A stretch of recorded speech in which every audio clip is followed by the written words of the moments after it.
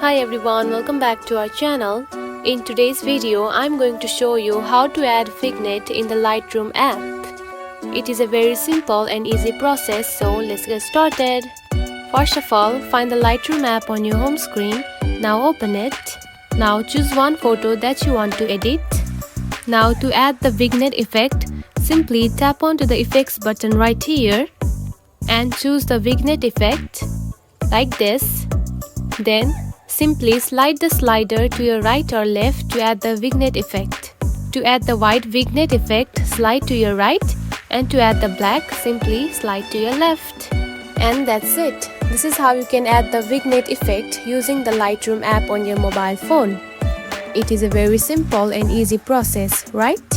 Now keep on editing the photo and make it professional. If you found this video helpful, don't forget to like and subscribe for more tips. Thanks for watching.